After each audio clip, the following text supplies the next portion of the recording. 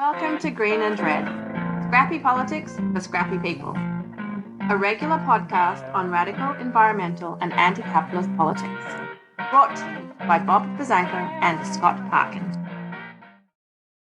Welcome to the silky smooth sounds of the Green and Red podcast.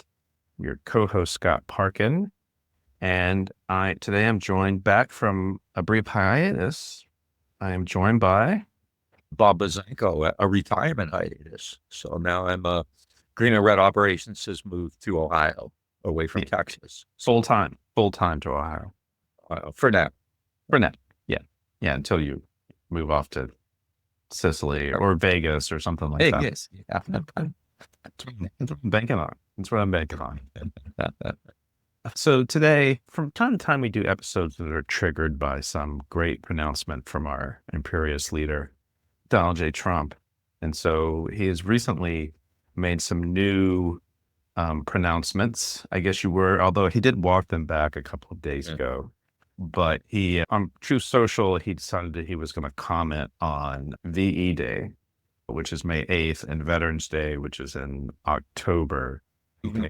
November, sorry. VE Day being the day that the U.S. won the war in Europe during World War II, and Veterans Day is also known as Armistice Day, is the day that, the U.S. or there was victory in World War I. Trump on Truth Social said, "Many of our allies and friends are celebrating May 8th as Victory Day, but we did more than any other country by far in producing a victorious result on World War II. I am hereby renaming May 8th as Victory Day for World War II and November 11th as Victory Day for World War I. It should be noted that I think the U.S. takes plenty of credit for victories in World War I and World War II, probably more credit than it's due. But we're gonna get into that a little bit. He also, there's actually another True Social post where he said, "We won 2 world wars, but we never took credit for it. Everyone else does. All over the world, the Allies are celebrating the victory we had in World War II. The only country that doesn't celebrate it is in the United States. And the victory was only accomplished because of us. Therefore," he made this pronouncement twice, "therefore, I am hereby declaring a national holiday in celebration of the victories of World War I, where the armistice was signed on November 11th, 1918, and World War II, where the victory date was May 8th, 1945. Also, World War II didn't technically end in May 1945, just to put it out there." Yeah. I also want to say that these pronouncements are made in this upcoming military parade that'll be going through D.C. in the middle of June on Trump's 79th birthday, which I believe is Flag Day, is the day they're planning to commemorate both Trump's birthday and Flag Day. Because his birthday always falls on Flag Day. Our very own Enver Hoxha or someone like that. Yeah. But just to point out, we're not doing this just reactively to Trump. At the beginning of the year, we always get together and say, hey, we like to do anniversary shows. And I believe this came up, but then with all the moving and everything else going on, May 8th this year is actually the 80th anniversary of the end of the European phase of the war. And the war would end in August after the atomic bombings, but obviously it was a Europe first kind of orientation. So it is a big day. And Trump, of course, as always, just doesn't know anything about what he's talking about. I also thought it was really funny when he brought up World War I, because the U.S. role in World War I was pretty limited, not to discredit the sacrifice or whatever, but the United States lost about 150,000 people. And I believe more were killed by like the flu epidemic that year and like STIs than they actually were killed in the war. Americans didn't really fight until the spring of 1918, those battles. They played a role, not to downgrade that. But when Wilson arrived at Versailles for the peace conference, Clemenceau told him that the United States had bought its seat at the table at a discount, meaning that it really didn't do much. And so it's obviously hilarious that Trump will be saying, we never take credit for anything. That's all they do. But we're going to talk about World War II today, since it is the 80th anniversary. And that's, I think, a little more to the point of what Trump's was talking about. And this is something also I think about a lot. And I don't remember which anniversary, 70th, maybe 65th, who knows. But there was a celebration of D-Day. And at the time, whoever, I don't know if it was Putin or not, wasn't invited. And this year, which I think is hilarious, in Germany, they're having a commemoration of the 80th anniversary of losing the war. And these like Estonia, Latvia, and Lithuania, who fought with the Nazis, are going to be officially invited and represented there, but Russia isn't. And so I think that's worth getting into, because I know on the left, this is a point No, I shouldn't say that. I say on the left, it's a point we make all the time that it was the Soviet Union played the biggest role. But that's actually not true. It's like everybody knows that. I studied actually a lot of military history, and I had professors who were more liberal or left, and I had really hardcore conservatives. I've been around military historians. I've been around people in the military, and everyone there will say, yeah, Soviet Union, World War II. It's really not a left position to suggest that. It's just like a historically accurate position to say that. So I think we're just going to talk a little bit about what actually happened in World War II, a very brief kind of overview of it. Yeah. And just to dig into it a little bit is that, the Russians had actually been fighting a pretty brutal war against the Nazis since the summer of 1941. And Stalin had actually been asking the Allies, like Churchill and Roosevelt, to open up a second front. And they did, and it was actually what Churchill called the soft underbelly approach.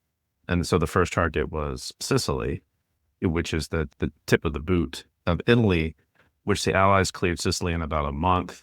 And it caused shook up the long-standing political order that had been in Italy, which was mostly the fascist control of Italy by Mussolini. But it also should be noted that when Mussolini fell, he wasn't taken down by like the Ally invasion. There was an impact for sure, but he was taken out by the partisans, which were largely led by who? Who was that? Partigiani, the left, obviously, and the Italian left. And in Italy, there are tributes to the resistance all over. There are like bus stops called Il Partigiani and things like that. There aren't any statues of Mussolini that I saw. There are tributes to the partisans, to the resistance everywhere. More recently, I think this is just a thing that's more popular in like American circles, like left circles. You see a lot of images these days of Mussolini's final state where he's hung upside down after he was killed by the partisans. Him and his mistress hanging up Plaza, which I'm blanking on the name, but it's just important to note that it was partisans who basically helped topple Mussolini. And so once Italy was in Allied hands, though, the Germans actually came in and occupied northern Italy and fought a brutal series of battles through 1944 and 1945, even though there was like no real strategy involved. But Stalin became increasingly frustrated that they had not set up a second front until June 1944, which is when D-Day was. And it was the Allied invasion of Western Europe and the beach of Normandy, all of that. But like the Soviets at that point had been fighting the Nazis for 3 years. And to Bob's point when we opened is that 80% of the German soldiers that were killed in World War II were actually killed on the Eastern Front fighting the Russians, which actually is just, as Bob said, just a historical military fact that it was the Russians who actually did the bulk of the fighting and dying when it came to fighting Hitler and the Nazis. Yeah. To give it some larger context, because things like the invasion of Sicily or the Balkans were actually diversions, which were promoted really more by Churchill than by FDR. But just to talk a little bit about the kind of role that the U.S. played in World War II, it did play a huge role, but more in the factories than in the battlefields. In 1939, the United States was still isolationist, the Allied Neutrality Act's in effect. And America's military spending that year, 1939, was $1.5 billion. By 1941, it had gone up tenfold to $15 billion. And now the sidebar to this, of course, is that's what helped it did end the Depression. That moved toward military Keynesianism. But the United States and the Europeans had not been stridently opposing Hitler. They'd been pursuing this policy of appeasement. Keep in mind, as horrible as we know Hitler is now, in the 1930s, the world saw him as a typical European strongman. And there were two groups in particular he attacked, right? Jews, which we know about, right? The Holocaust, the genocide, which unfortunately, that's not the only one that's happened. But he also blamed communists, and he often conflated Jews and communists together. And so as long as Hitler was talking about communists, the British, the French, the Americans didn't really care all that much. They were okay with that, right? But it wasn't until like he begins things like rearming, reoccupying the Rhineland, the Anschluss of Austria, and then of course Czechoslovakia and Poland, that the West starts to take it more seriously. The United States begins sending aid to Europe, things like cash and carry, destroyers for bases, most importantly, Lend-Lease, which ultimately amounted to something like $60 billion or so of aid, the vast majority of which went to Britain. But as you pointed out, the key element in all this is that the Soviet Union was doing the fighting.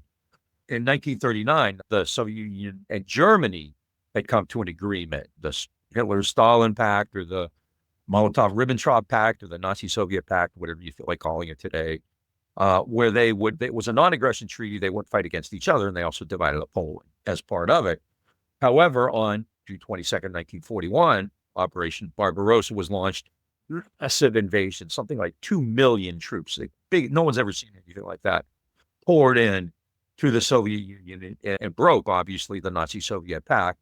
The Soviet Union wasn't well prepared for it. And for the next several months, until around November, December of 1941, Germany very rapidly pushed through the Soviet Union faster than anybody really conceived. Any German planners even thought they would. And in fact, they weren't really prepared for it. So they had outrun their logistics. The weather had turned cold. They were still in like kind of cotton uniforms and things like that. Rain. The popular story is that the rain and then the freezing cold stopped the German army. There's a lot more to it than that. The Soviet Union also had a significant production capacity too. And in particular, we're making tanks. And by November of 1941, as the Germans were coming closer to Moscow, a couple hundred kilometers outside of Moscow, Soviet tank production really was starting to show fruit, and they began to rally and were able to counterattack the German army, the Wehrmacht, in late 1941. And this kind of puts an end to the German momentum. Now, the war itself is going to continue for 4 more years, three and a half more years. It's some of those brutal fighting, right? You'll have the siege at Leningrad, which lasted 900 days. And then, I wish I had a map here, but once, like in 1942, once things are stabilized, the Red Army starts pushing the Germans back across Eastern and into Western Europe, right? Now, the point you brought up, I think, is really important here with regard to the politics of the war. Immediately, as soon as, and also one other factor that is important is on December 7th, 1941, of course, Japan attacked the United States, what made the United States an actual combatant in the war. And so that's when you had the Great Alliance, where the United States, Britain, and the Soviet Union were officially allied. That didn't happen in World War I. The United States was an associated state in World War I, never an ally. And the U.S. came in very late, right, comparatively, right? By late 1941, then, the U.S. and Soviet Union are actually allied, which is ironic because the United States had done everything it could to prevent Bolshevism and didn't even recognize the Soviet Union until 1933. And as soon as the United States became a combatant, Stalin immediately said, we need a second front. And this is really one of the most important elements in the entire war. Since the Soviet Union was absorbing this massive German attack, 2 million or so troops in the East, it wanted the U.S. and the British to open up a front in the West in order to draw off significant numbers, right? France fell very early in 1940. And fortunately, Britain did defeat the Germans in the Battle of Britain, which kind of ends around mid-1941. So the West at that time was pretty peaceful. But the East is where most of the battles were taking place. And Stalin wanted a second front. Now, Roosevelt and American military planners like Marshall actually agreed with that, not because they were pro-Soviet, because they understood at the end of the war, you want to be in a position where you can have a role to play in deciding the post-war settlements. And Roosevelt and Marshall and others understood that if the Soviet Union, and they were pretty well understood, the Soviet Union was going to defeat Germany. And American production, I think it's important to point that out. The American production is really crucial in this. American factories were really vital in all this. But Roosevelt and Marshall, as I said, were okay with establishing a second front, thought it should be done more rapidly. But Churchill opposed it. Churchill didn't really hide the fact that he wanted to see Germany and Russia just bleed each other, just destroy each other. And keep in mind, we've said this many times, communism is the enemy, the Soviet Union is the enemy. The early forms of fascism or corporatism, not necessarily. In 1933, the entire world, especially the business media, was writing an article favorably comparing Roosevelt and Hitler. Things like the New Deal and Hitler's program, that corporatist program. But obviously by the late 30s, early 40s, everyone understands that there's way more to Hitler than that. Hitler put pressure on for a second front. The U.S. was more agreeable to it, but it was Churchill who created those diversions in like Sicily and the Balkans. Now, while those are going on, I'm not a military historian, and I really don't pretend to be one either. But only on TV. only on Only on TV. TV. But I read a lot about it back in the day. And military historians, conservative military historians would write that the war in Sicily and Italy was probably the biggest waste of huge numbers of life in the modern military era. It was just stupid, right? Italy, these are my people, so I can make fun of them. They can't fight. And during World War II in Egypt, as they were in retreat, they were ditching weapons instead of the wine and the pasta, which I think is a sign of high civilization, but whatever. And they couldn't defeat the Greeks. Germany had to come in and save their chestnuts from Greece, right? So the war in Italy was not necessary, right? And the Balkans was also a diversion. While this is going on, and this is really the salient point, while this is going on, Germany keeps getting compressed and pushed further across the east. And as the Soviet Union did that, they would call it liberating these areas, which would become in 1945 and 46 part of that Soviet sphere, right? Now, keep in mind, these were not just innocent countries. They were Nazi countries. They were Nazi-affiliated countries. Poland and Romania, Hungary, and these countries, Albania. They had joined the Soviet Union to conquer them, but they also were congenitally nationally socialist as well, Austria, of course. So the Soviet Union was occupying these countries and leaving Soviet occupation forces and establishing communist governments there. But they were defeating the Nazis. And as you pointed out, and you can't stress this enough, 80% of the German soldiers killed in Europe were killed by the Red Army. The Soviet Union, go ahead. I was just going to say one thing about those countries that become the sort of Eastern Bloc countries after 1945 is that there were partisans which were fighting the Nazis in all of those countries.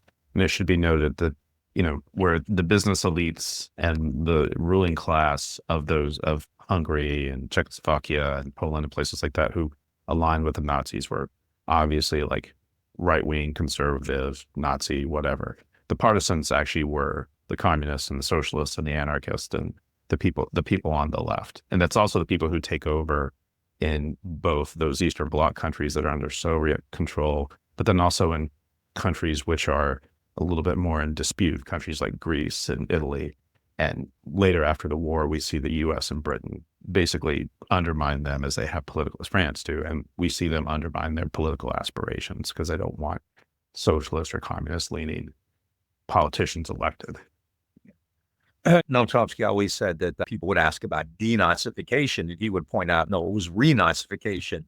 In those, even in the West, those countries like Italy and France, after the war, a lot of those people in the resistance were like shot. They were taken out and executed and imprisoned and things like that, right?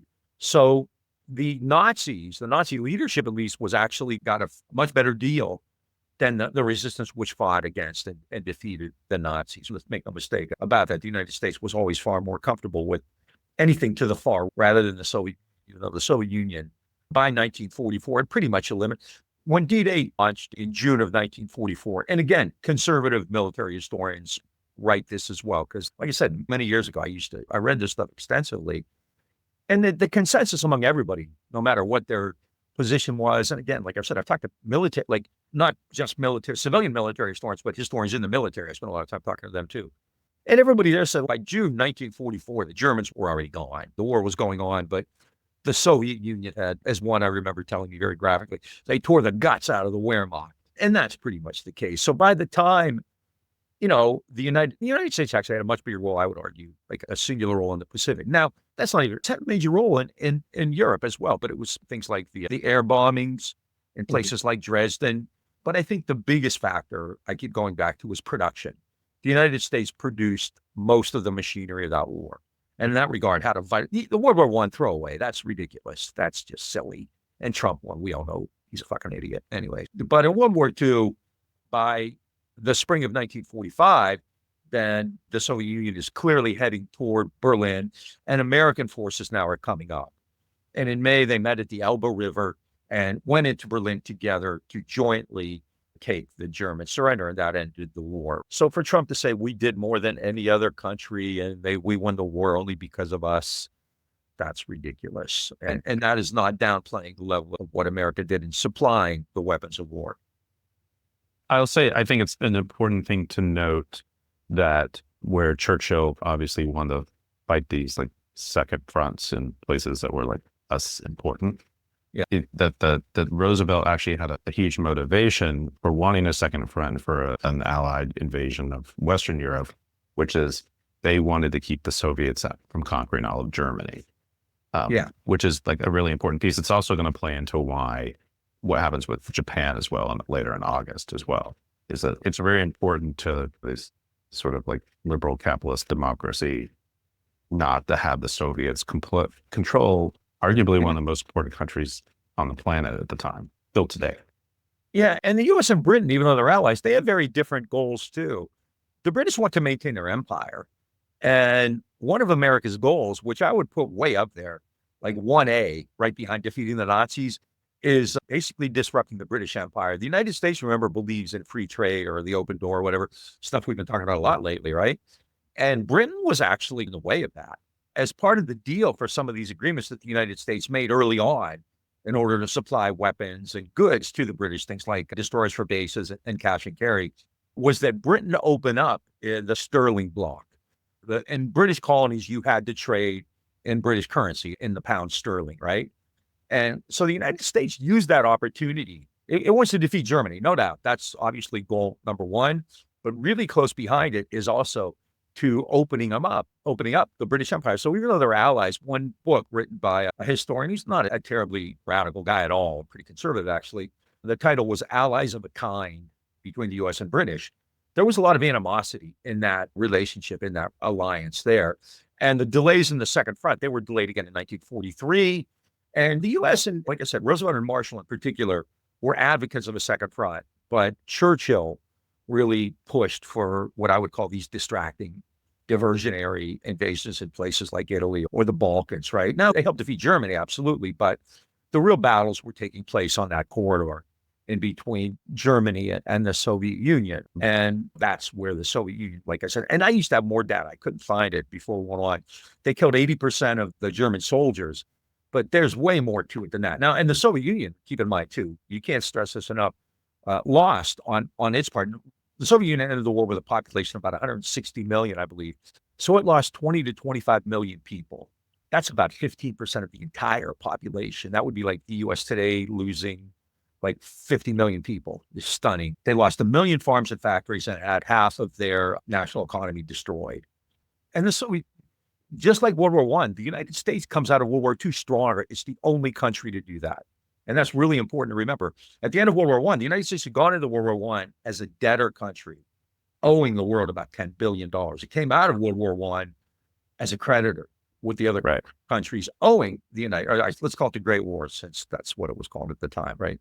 And so the United States comes out of that. World War II, you remember, when the war began, the United States is wiped out. I mean, it's in the Depression, right? Things are bad, right? It comes out of the war as the only real power left, the only superpower left. And we're not going to spend a lot of time on the Cold War, but I think that's vital too. The way that World War II played out was really vital in launching the Cold War as well. The Germans were defeated mostly by the Red Army. The Soviet Union took the brunt of the battle, right? And yet, even though they were allies, they were left out of key decisions. The Second Front was delayed. When Italy surrendered, the Soviet diplomats weren't even informed. They weren't part of the negotiating process. And of course, the big one will be the atomic bomb, where the United States was conducting this program to develop an atomic bomb. The Soviet Union knew about it because it had spies. And keep in mind, too, when those scientists left Germany in the 30s, when they fled, believe it or not, smart people flee repressive governments. But I'm sure that'll never happen here. I think just... We're not seeing that now, by any chance. When, what's his name? Macron the other day said there's a brain drain come to Europe. That's the first thing I thought of. It's exactly the first thing I thought of. A lot of those scientists went to the Soviet Union in the 1930s too, so they had their own bomb project too. Stalin basically kept saying, "You've cut us out of everything. Kind of ally are you? We took the brunt of this. We defeated them."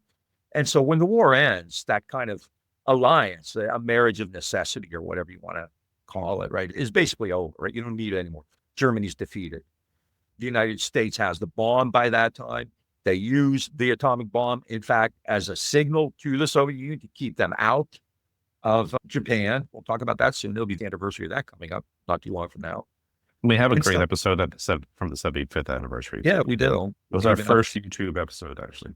That's right. That's right. So we could even update that. But so by the end of the war, a couple things are clear. One, that the Soviet Union played a massive role. Not just arguably, I think the most important role in it, but that alliance was already on the ropes. It was on the skids because their post-war ideas were already diverging. Not just the Soviet Union, but with Britain too, with the British Empire. And the goal of the Soviet Union, obviously, is the U.S. isn't real happy about the Soviet Union occupying those countries in Eastern Europe, but there's also a recognition that there's not really you can do about it. So you would hear we should have gone to Berlin or we should have gone to Czech. That was never on the cards. That was never really considered. The U.S. just fought this massive war, a destructive war, cost money, a lot of American soldiers it wasn't a one-year tour. They were there the whole time. And the Soviet Union's your ally. So that's just a silly idea that came up much later by right-wing ideologues. It really didn't have a whole lot of meaning at the time. And so the war ended. And at the time, I recently saw surveys done in Europe in the late 40s when people were asked who had the biggest role in defeating the Nazis. Overwhelmingly, people said Russia, the Soviet Union Red Army, however they termed it, right? It was like over 70%, right? Most recently, when they asked people that, the U.S. is number one, and Russia's like way, way down there.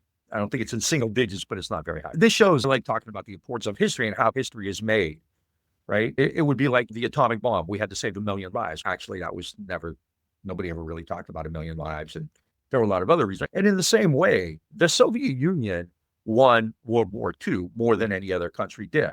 That's not me as a lefty speaking. That's not me as a Partigiani speaking. That's just history. That's just what happened, right?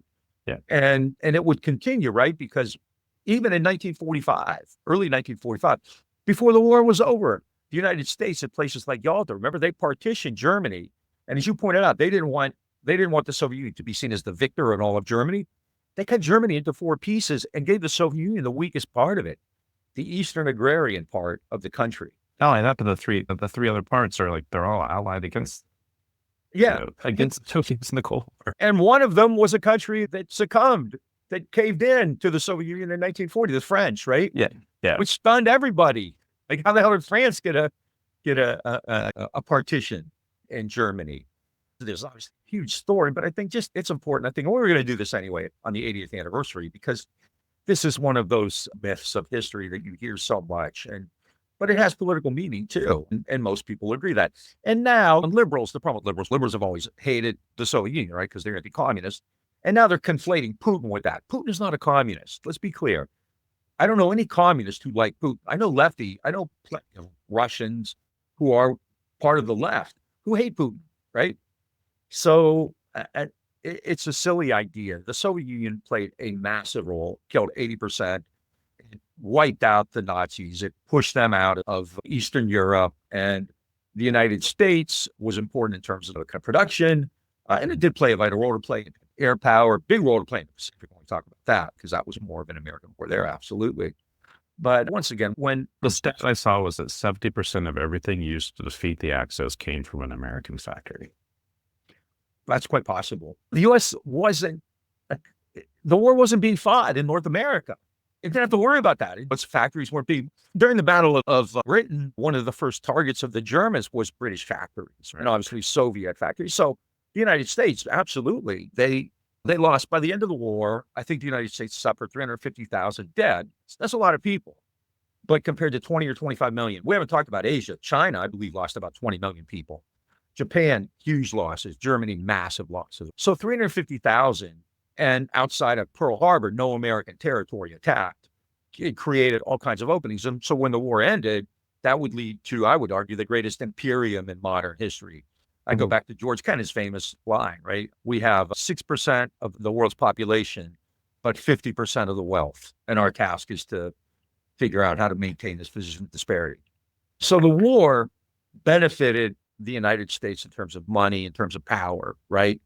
And so when the Cold War began, and this is the thing when I talk about it, I think it's vital, right? There is a massive imbalance of power.